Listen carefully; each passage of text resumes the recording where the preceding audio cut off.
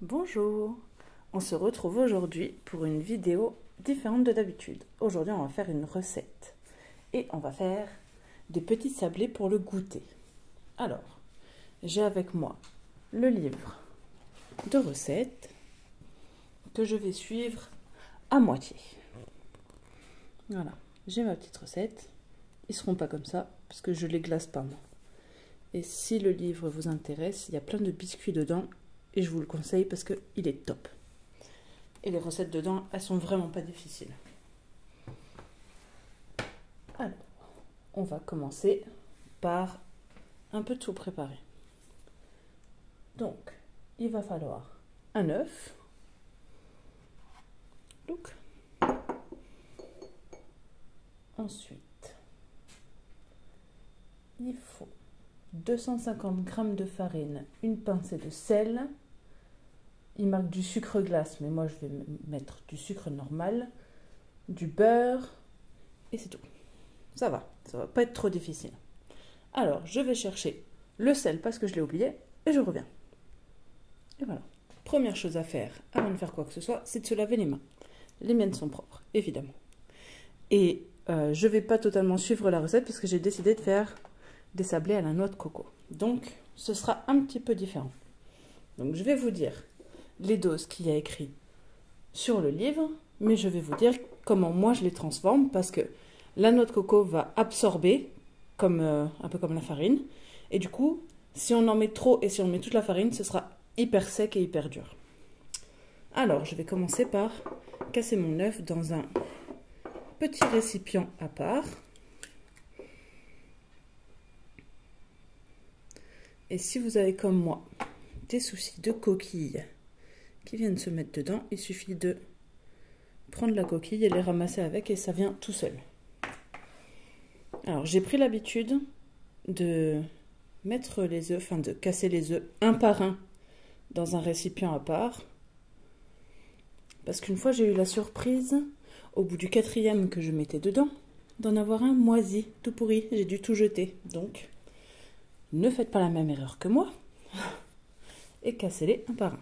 Alors on va allumer la petite balance, on est bon, et je vais mesurer le sucre. Alors comme j'ai dit, eux ils mettent du sucre glace, oui, aussi pour mettre dedans, pas que pour le glaçage, sauf que moi je vais mettre de la cassonade, et il marque 100 g. Ça on va le suivre. Pour ceux qui me connaissent, ils savent que c'est un exploit que je suive une recette, parce que d'habitude, c'est un peu au pifomètre. Ça fait très beaucoup de sucre là quand même. Je vais m'arrêter là, je crois.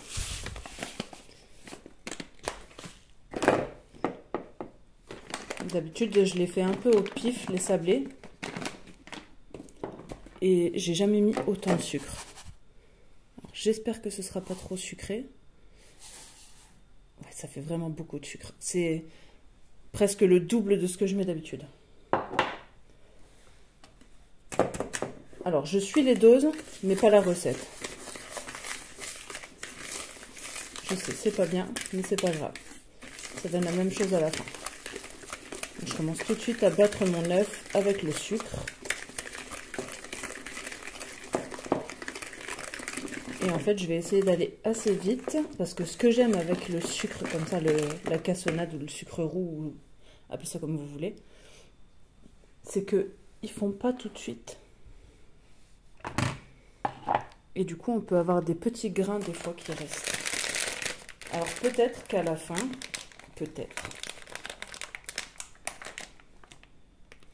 je rajouterai de la cassonade juste à la fin, histoire que ça ait un petit peu de petits morceaux, de petits grains de cassonade. Alors je sais pas si je vais mettre tout. Voilà, ça me paraît bien. Donc du coup j'ai mis 71. Vous pouvez mettre 70, 80, c'est pareil.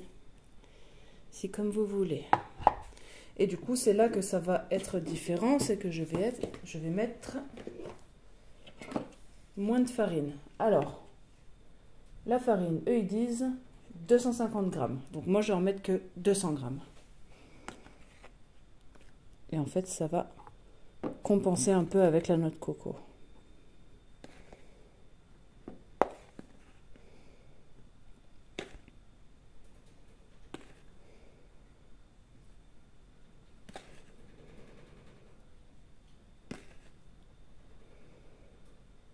Voilà, 203.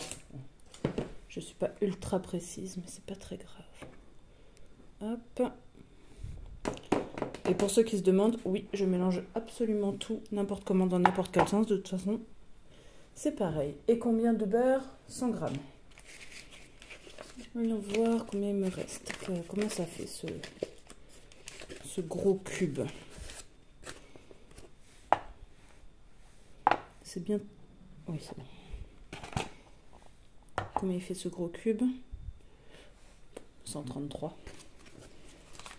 Du coup, je vais en retirer un petit morceau, le faire un tout petit peu ramollir et je reviens. Voilà. Bon, il est un petit peu ramolli et un petit peu fondu aussi. Donc, je vais essayer de mélanger ça un minimum. Hop. Grossièrement, c'est pas la peine que ce soit homogène de toute façon. Là, hop. Mon fouet, j'en ai plus besoin parce que maintenant je vais mélanger à la cuillère et ensuite à la main. Allez, hop. On met le beurre dedans. Alors voilà, faut que le beurre il soit comme ça, hein, qu'il soit tout. Faut qu'il soit mou, mais il faut pas qu'il soit fondu. Voilà, comme je l'ai fait au micro-ondes parce que j'ai oublié de le sortir en avance. Il est un petit peu fondu et un petit peu dur, mais c'est pas grave. Vous voyez qu'en le mélangeant, ça donne ce beurre qu'on appelle pommade. J'essaye de racler autant que je peux.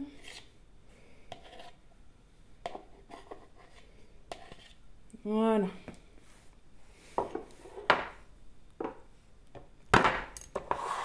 On met ça de côté. On ramène ça et je vais rajouter une pincée de sel comme c'est écrit. Voilà, c'est vraiment histoire de dire qu'il y en a. Et ensuite, eh ben, il faut tout mélanger. D'abord à la cuillère, je vais mélanger comme ça.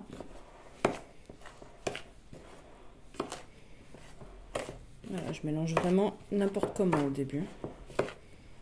À la cuillère comme ça, j'écrase et je mélange en même temps. Donc c'est pas mélangé comme ça. C'est comme ça.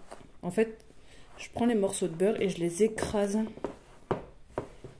dans le reste. Et de temps en temps, hop, on enlève le beurre qu'il y a dans la cuillère. Je viens le mettre dessus parce que c'est avec le dessus que je viens écraser.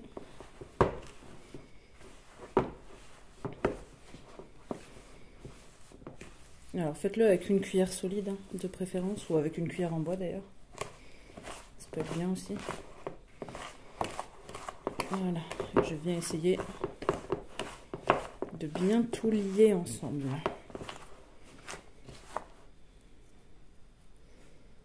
Hop.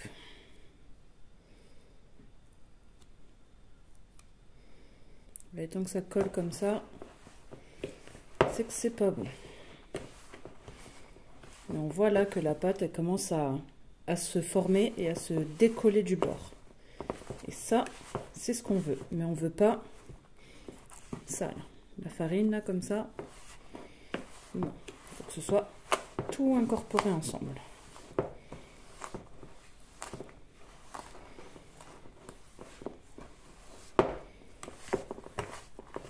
Là, je crois que c'est le moment d'y aller avec les doigts. On nettoie la cuillère pour récupérer toute la pâte.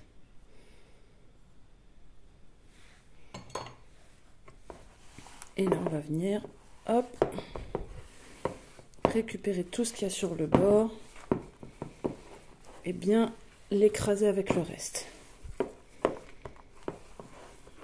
Alors chacun a sa technique pour tout récupérer, hein. Surtout tout le monde n'a pas des saladiers comme ça avec un bord bien existant, n'est-ce pas? Là, ça fait vraiment un creux en fait mon saladier. Et du coup il y a tout qui vient s'y mettre. Alors je récupère et je mets dans la pâte et voilà. Là je peux venir récupérer ce qui reste dans mon saladier et pouvoir former ma boule. Hop.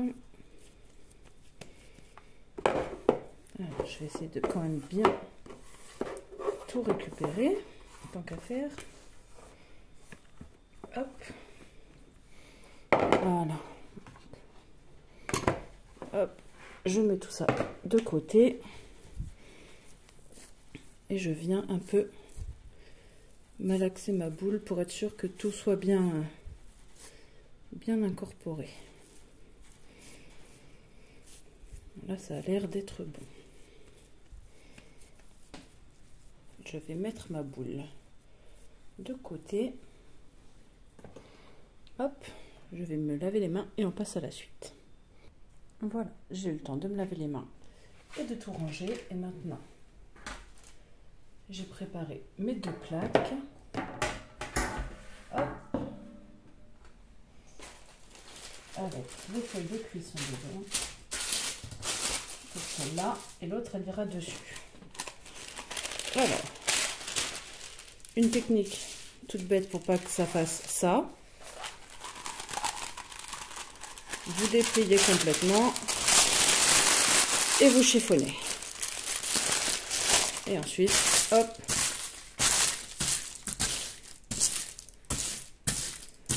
Et là, voilà, elle reste tranquille.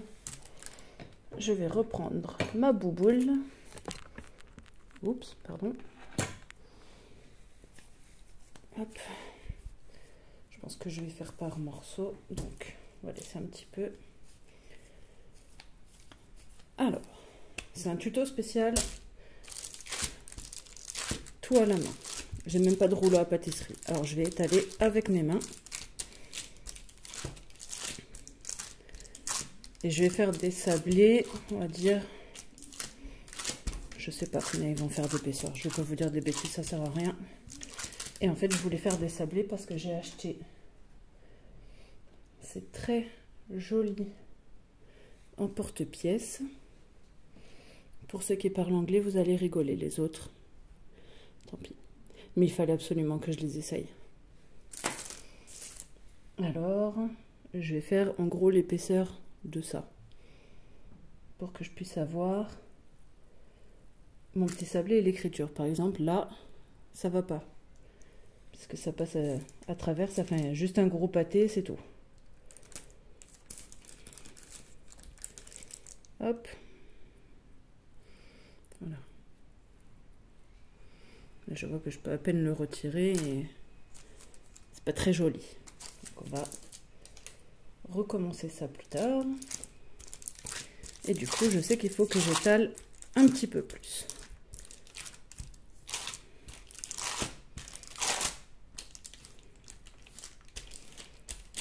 Hop.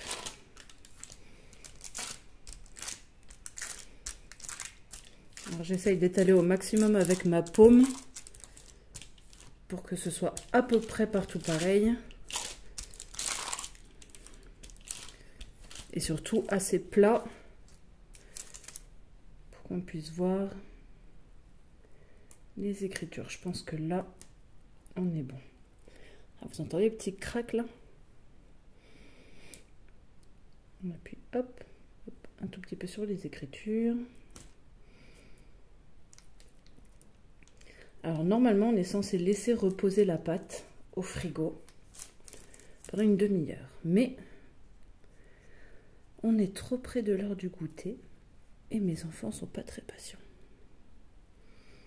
Alors, hop, j'appuie un petit peu sur les écritures. Alors, ils sont super ces emporte-pièces, ils sont très rigolos. Par contre, Ils sont totalement plats là. Il n'y a rien pour accrocher pour les soulever. C'est pas très pratique.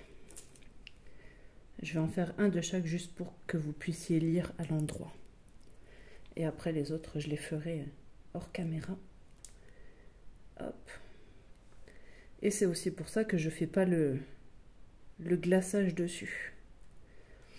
Parce qu'il y a déjà quelque chose dessus. C'est vraiment pas pratique. Hein.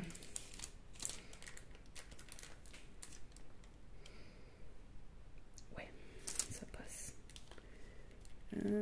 Ouais, voilà, c'est pour ça qu'il faut la laisser reposer pour qu'elle soit un peu plus dure. Là, c'est pas très pratique, mais c'est mignon, non?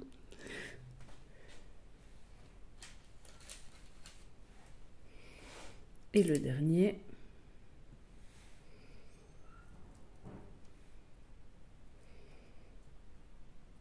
Alors, je vois que... Hop, hop. Bon, ça va me prendre un temps infini avec ces emporte-pièces qui n'emportent pas grand-chose.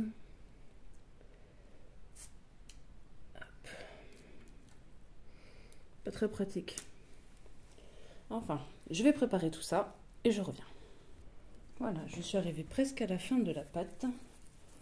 Et comme vous pouvez voir, j'ai choisi finalement d'utiliser d'autres emporte-pièces parce que c'était vraiment pas possible avec ceux avec les écritures. Déjà, c'est vraiment pas pratique qu'on ne puisse pas les attraper correctement.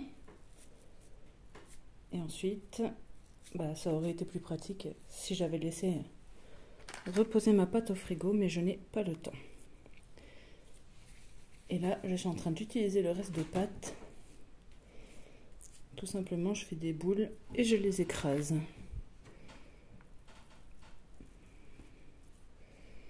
Et j'essaye de faire en sorte que ça fasse plus ou moins la même taille. Ou qu'au moins, ce soit par 3 la même taille. Par exemple, 3 moyens, 3 petits. Et surtout d'essayer que ça fasse à peu près la même épaisseur. Parce que sinon, il y en a qui vont cramer, il y en a qui vont être pas cuits. J'aurais dû mettre un teaser au début de la vidéo. Interdit aux pâtissiers, chefs, cuisiniers et tous ceux qui s'approchent de près ou de loin de la cuisine professionnelle. Trigger tard. C'est pas grave. Allez, j'envoie tout ça au four pendant...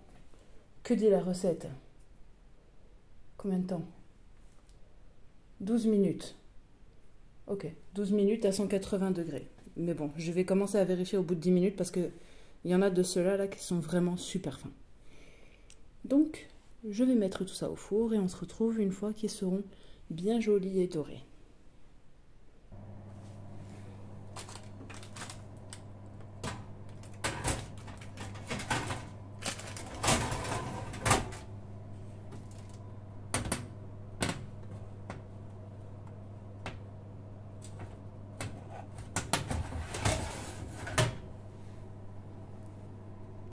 Juste au cas où vous pensez vous ennuyer pendant que ça cuit, pensez à laver la vaisselle.